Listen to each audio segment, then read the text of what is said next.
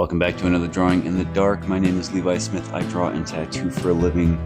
And today's sketch is going to be something that might get me a little ranty.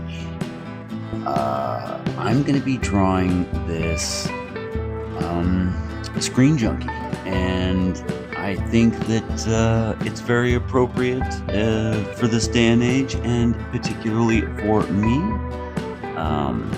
I remember when I was in art school back in the 90s and stuff, I had gotten into this whole kick with media after taking a particular class, my media and marketing class. And I stopped watching TV, I stopped listening to the radio, I stopped consuming a lot of electronic media. I was getting into the media sphere at the time, and with art school and everything, and getting into animation, particularly 3D animation, which I ended up changing to just a general graphic design, visual communications major. But it was a small kind of fringe underground movement where these people that didn't consume media, in a very intentional kind of way, there were a lot of different anti-propaganda slogans like "kill your television" and stuff. You'd see as bumper stickers and posters and whatnot. And I think I might be kind of drifting back into that whole sentiment in a way. At the same time, though, I've always pushed back against this idea of, especially in American culture, where the radio was bad for kids, comic books were bad for kids, TV was bad for kids, video games were bad for kids, rock music is bad for kids. Basically, there's this sentiment with older people of any given generation and the advent of some kind of new media technology about how it influences young people. And that's real. That's a very real thing. Of course, mass media influences young people. Mass media influences everybody, clearly. But just this whole concept of, especially amongst older people towards younger people, that the new media is automatically ruining the kids of the day, causing delinquency and stuff. There is some research and some studies that are kind of ongoing right now. They're checking brain matter in relation to screen exposure, and especially the levels of screen exposure in adolescents and even toddlers and stuff. And so that there is some very real kind of physiological adverse effects that are likely occurring and stuff. But this is just how our culture grows. I mean, it was Socrates that was mad about the written word because he was concerned that it was going to destroy the oral tradition. That speed, pacing, inflection, tone, the sound of a person's voice is so important to the context of information, and that would be lost in the written word, and the written word would become sterilized and stale and lose the vast majority of its quality. And I don't know necessarily if Socrates was particularly wrong in all of that, but at the same time, the written word has turned out to be one of the most important, powerful, civilization-shaping technologies that we've ever come up with. So much so that it's never really gone obsolete. But I mean, give it time, especially with visual mediums, a rise, and not that the oral tradition has ever died or anything, but it definitely is coming into a new kind of renaissance where we look at weakening literacy rates and literacy skills across the spectrum, particularly in the United States. The The oral tradition is definitely coming into a new era. Audiobooks, podcasts, all that kind of stuff. You can consume a lot of media nowadays, and stay culturally up to date without really needing to read or write very much at all. And not just basic reading, but comprehension, really actually being able to understand what you're reading and deconstruct it and re-explain it, recontextualize it, and all of that stuff. But, it's a thing. And of course, all technology is dangerous. All of it. Low tech, high tech, everything, every tool that we've developed as a species can be used as a weapon, right? A hammer, a piece of string, anything, the written word can be weaponized, and often is, probably more so now than at any other particular time, and it's always been a problem.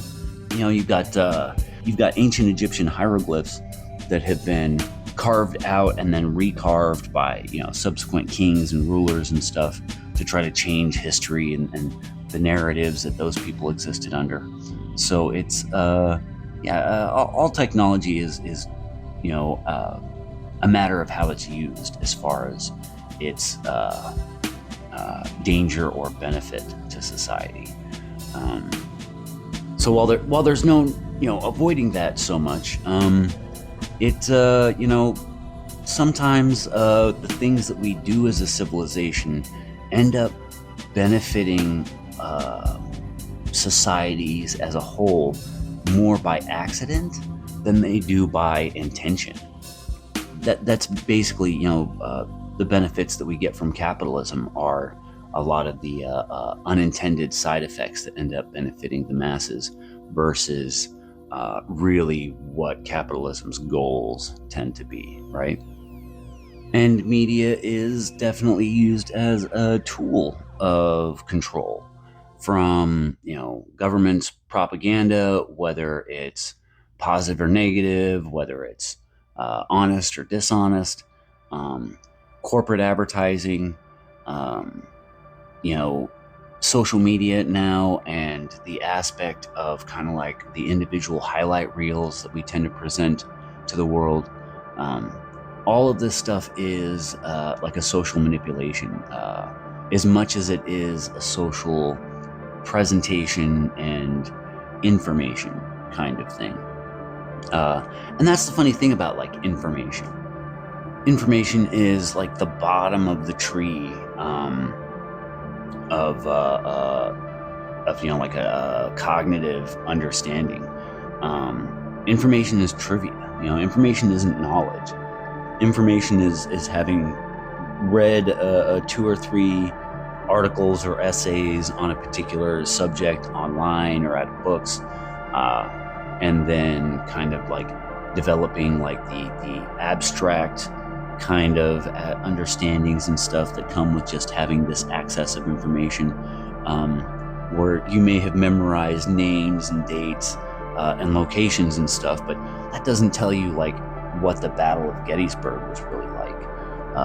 Knowledge is the next level of information. It's that actual like personal direct experience where you can say like, I know these things because I have seen these things, done these things, watched these things be done by other people, helped other people do these things, actually experienced in a tangible, realistic way the information that is being bandied about. And then of course knowledge then is still just a step towards wisdom, where wisdom is understanding the meaning of that knowledge, the application of that knowledge, the actual responsible, thoughtful, and deliberate use of that knowledge, where you might understand how to make some kind of weapon, and so the information tree would be, okay, I know that this weapon exists, And then knowledge is understanding how the weapon works and how to use that weapon, and perhaps even having used that weapon.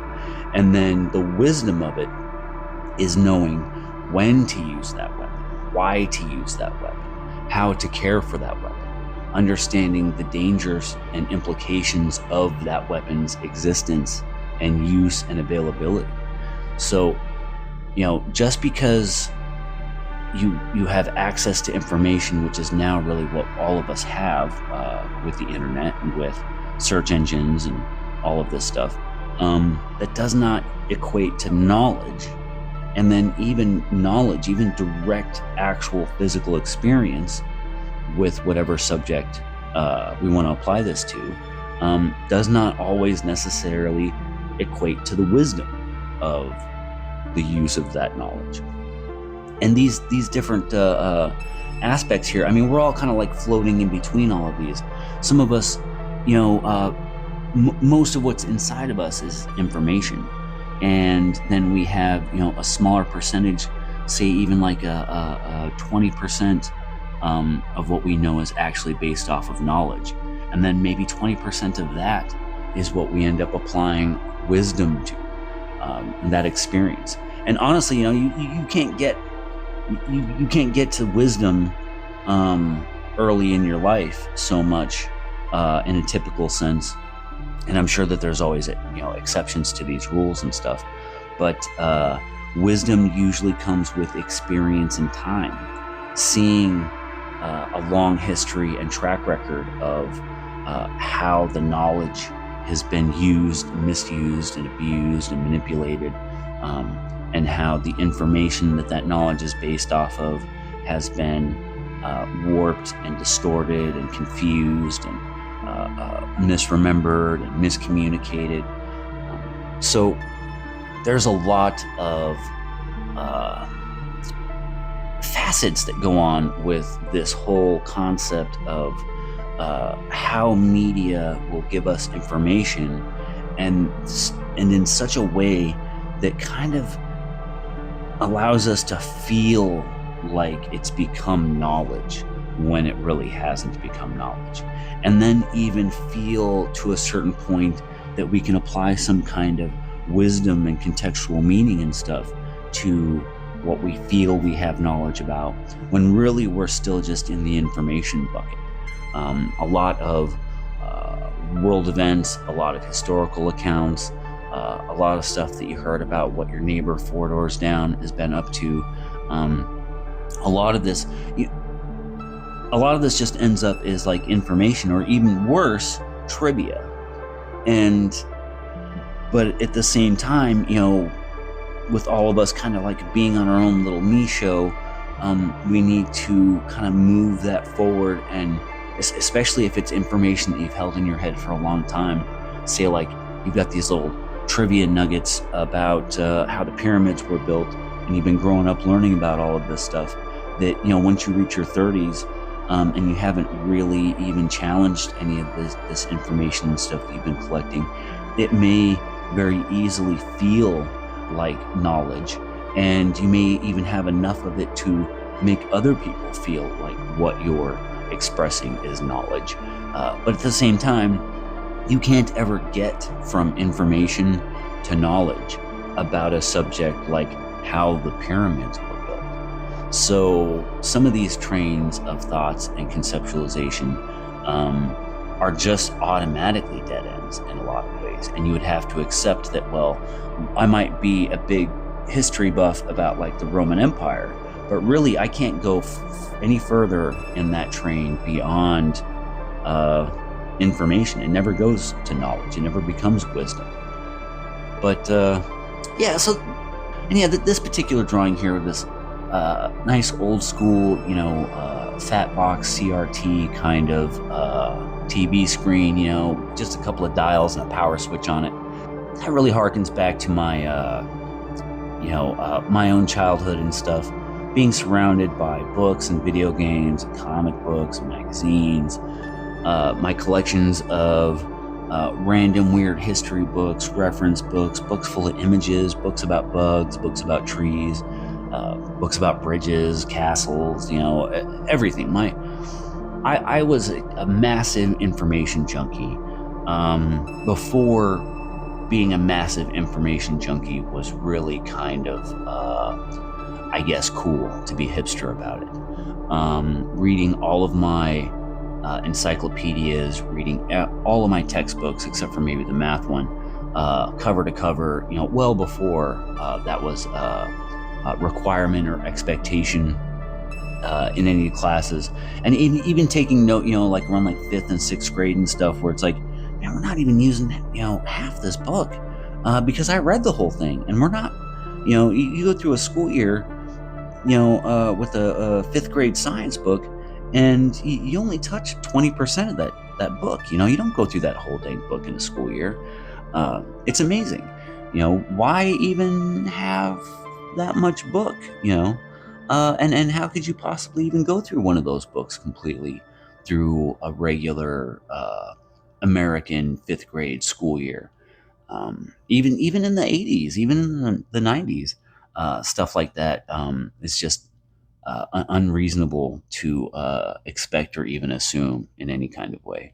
But yeah, anyway, so this guy is kind of like maybe a little bit more of a representation of myself, with a head full of television jingles and commercials and theme songs. And I catch myself when I'm not paying attention. I'll start humming the old A-Team theme song, or Inspector Gadget, or the Superman, the original Superman movie theme song and stuff. These things are just so locked deep into my head that I often spend a lot of time wondering how much more is in there that isn't beneficial to me, beyond being the scope of just like useless kind of entertainment and stuff. I mean, I get a lot of entertainment in my head. Most of us end up growing up with, 100,000 hours of entertainment pounded into our brains before we even, reach our 20s. So, it's just kind of like what happens. So anyway, yeah, media, pay attention, be deliberate, be focused, be aware of what you're consuming, and question not just everything, but how you feel about everything. I think that's really important. Certainty is a very dangerous thing, individually and societally, especially in the regards of information, knowledge, and even wisdom.